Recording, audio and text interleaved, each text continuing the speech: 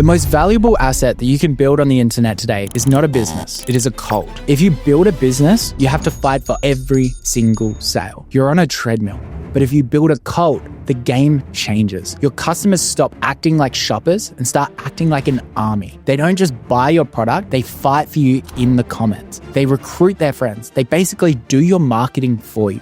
I know this because I've lived it. I scaled the Oodie into an $850 million brand selling millions of units globally because we engineered an obsession, a specific psychological blueprint that turns a normal customer into a die-hard fanatic. And today I'm going to give you that blueprint. And it all starts with the inversion framework. The first step in this blueprint is realizing that most people lose before they even start. They look at a category, let's say supplements, and they look at the market leader and they go, okay, this giant in the space is clean, scientific, and healthy. So to beat them, I need to be clean, scientific, and healthy too. They try to beat the giant at their own game. So they end up building a brand that looks exactly like the 50 other brands on the shelf. They blend in. And if you blend in, you cannot build a cult. Charlie Munger used this mental model inversion all the time. And it is the single most useful thing for breaking out of this trap. Instead of asking, what should I do to succeed?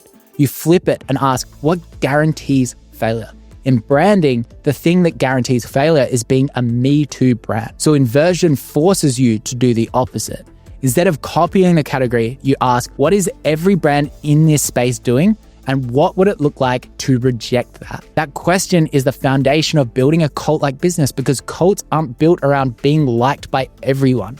They're built around standing against something. Let's look at the bottled water industry for a second. For 50 years, every single brand was selling you the same thing. Purity. If you looked at Evian, Fiji, or Dasani, the marketing was all about mountain springs, yoga, that kind of clean feeling. It was soft and it was safe. And honestly, it was probably boring. Then in 2019, Liquid Death entered the market. They saw that cultural tension and inverted the entire category. They saw the wall of yoga mum marketing and asked, what is the opposite? Death, murder, your thirst. Tall cans of aluminium with graffiti-style text and a graphic of large melting skulls. They were doing more than just selling water. They were selling a rebellion against the boring corporate standard. They made drinking water look like drinking beer or an energy drink. They created a country club where you had to sell your soul to join. Consumers weren't consciously asking for something different. Nobody was sitting on their couch and saying, I wish my water felt more dangerous.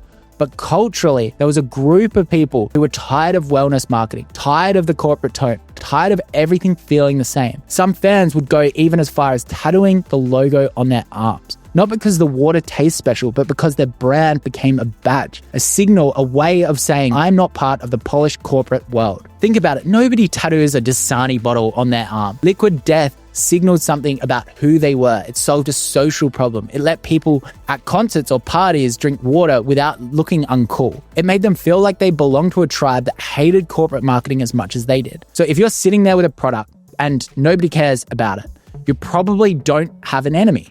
You need to define who you are not. You need to find the gaps that the giants are ignoring and own it completely. But here's the trap.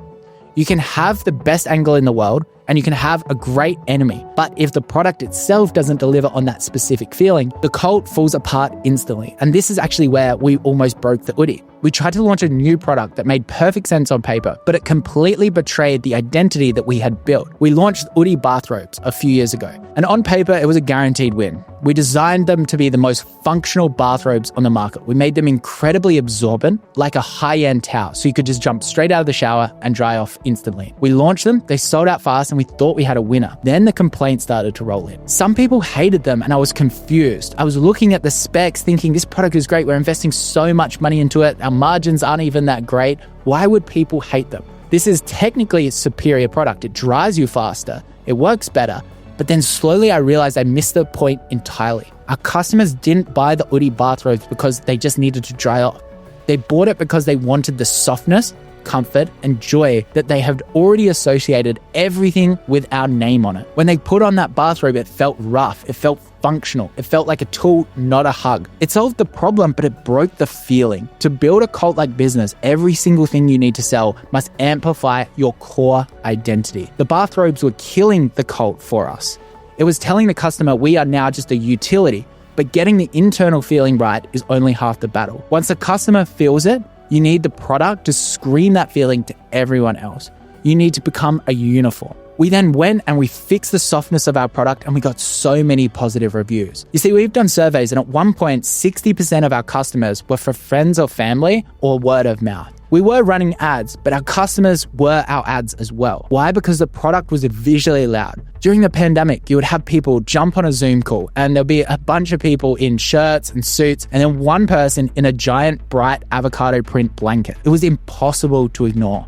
People literally had to pause the meeting and ask, what is that? That is the product doing the marketing. In a cult, the product acts as a flag. It signals to other people, I am part of this tribe. I value comfort over looking professional. It's the same reason that people line up for streetwear drops. The item itself is useful, but that isn't why they wear it. They wear it because it creates status within their group. It tells the world who they are standing with. So ask yourself this question, is your product invisible? Because if it is, your marketing budget has to be enormous.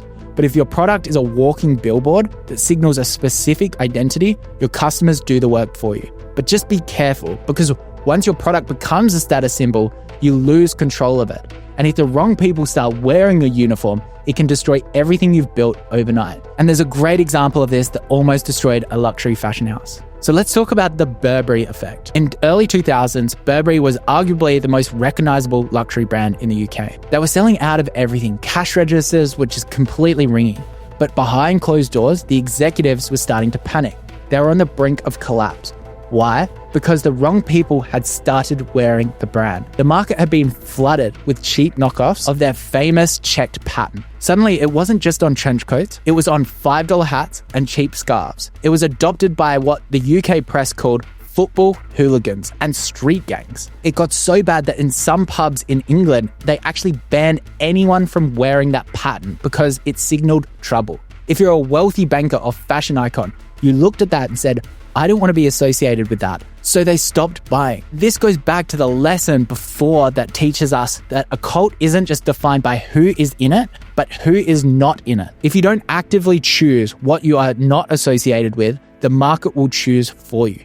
Once the wrong tribe claims your product, you can't just ask them to stop. Burberry had to do something completely drastic, and they famously pulled the check pattern of almost all their products. They literally hid their most famous asset that they created just to kill the associations with the wrong group. Because price is usually the thing that filters out these customers, but price was no longer an issue.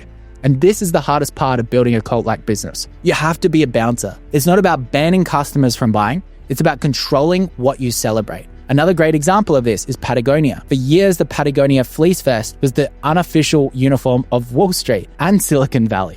It was easy money for Patagonia. They would have corporate bulk orders worth millions of dollars. But in 2019, Patagonia looked at who's wearing their logo: oil companies, hedge funds, people who didn't give a damn about the environment. And they officially said no. They officially stopped selling co-branded vests to companies that didn't prioritize the planet. They literally turned down millions of dollars in easy revenue. Why? To protect the tribe. If the vest becomes the symbol of generic financial bros, the actual outdoor enthusiasts leave. Ferrari was even more aggressive with this. They famously sent a cease and desist order to the DJ Deadmau5 because he wrapped his Ferrari in Nyan cat memes and changed the badges to say Ferrari. Most brands would love the free publicity from a celebrity. Ferrari hated it. They sued him to take it off. They realized that if a Ferrari becomes a meme car, it stops becoming a serious racing machine. And if the signal gets messy, the cult dies. The lesson here is that you only amplify the behavior that reinforces the identity of your tribe. Because if you let everyone in, it's no longer a tribe. It's just a crowd, and nobody pays to be part of the crowd. So let's recap a bit. We have defined the enemy, we have built the uniform, we have learned to gatekeep. Now let's get practical. If I lost everything tomorrow and had to build a cult-like business from scratch in 90 days, this is the exact sequence I would follow. I wouldn't start with a logo. I wouldn't even start with Shopify sometimes. I would start with espionage. Step 1, find the ghost. Demographic cults don't target everyone. They target the specific group of people that the industry has ignored. We just touched on that. The best example of this is Stanley. For 100 years, Stanley marketed to one group, workmen and campers. Their ads were all about rugged men on construction sites. But in 2017, they were about to discontinue their famous Quencher cup because sales were low. What they didn't see was a ghost demographic. There was a blog run by women who were obsessed with this cup. They weren't using it for camping, they were using it for daily hydration. And when a Stanley executive found out, they literally said, "We don't market to women." So the bloggers bought 5,000 cups wholesale with their own money to prove the demographic existed. Stanley realized they had been ignoring millions of customers, pivoted their marketing, and the revenue went from 70 million to 750 million with that new demographic. So the action: stop guessing who your customers might be, let the complaints tell you. Go into the reviews of your biggest competitors and copy 30 to 50 frustrated reviews into ChatGPT or Claude. Delete anything that is about shipping or damaged items. You only really want the reviews where people are saying, "This isn't really for me," or "I wish it did X instead of Y." Then use this prompt. Here are a bunch of frustrated customer reviews about this product. Ignore reviews that are only about shipping or damage. Identify any specific type of person who seems to feel like this, that the product isn't really made for them. Describe who they are, how they see themselves, and what they're trying to do. Pull out exact phrases that you use to describe what's wrong or what they wish existed. That frustrated group could be your ghost demographic. Next is steal their language. Once you have your ghost demographic, you do not sit down and brainstorm branding. The fastest way to kill a cult before it starts is to talk like a marketer while your customer talks like a human. If you sound like the industry, you'll be treated like the industry. Your job is now to simply steal your customers' words. Go through those reviews, comments, Reddit threads, Facebook groups, TikTok comments. Highlight the phrases that keep repeating. You'll start to see patterns like, "I feel guilty," or "I'm sick of brands that," "I just want something that does this." Those sentences are not just complaints, they are actual copywriting that you need to imitate completely. When we were scaling the Oodie, we kept seeing people saying things like "warm hug" or "safe place." I didn't just sit there and try to create a clever tagline and build the brand around this. I just started repeating those exact phrases back to them in our ads and emails. And this is what cults do. They make people feel like finally someone is there, actually thinking like I'm thinking. If you try to be too clever, you lose. If you reflect their inner monologue back to them, you win. So the next step is status seeding. This is where most people fail. They run Facebook ads to cold traffic and beg for sales. Cults don't beg. It's a pull, not a push. You need to seed the products to gatekeepers, the people who set the status for that tribe. But you don't just send it to them. You make them prove that they belong. So all you need to do is find 5 to 10 loud voices in your ghost demographic who are already complaining about the current situation. DM them, send them a voice note and say, "I've seen that you have this problem. I have the brand that is 100% committed to fixing this. Can I send you one to try?" No strings attached.